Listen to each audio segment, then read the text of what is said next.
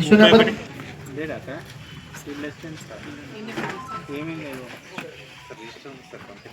ఈయన పీరియడ్లోది కాదు సార్.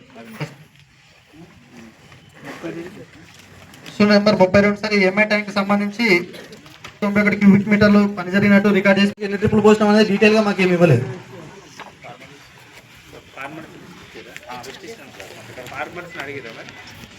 వాళ్ళు ఇచ్చింది ఏంటంటే సార్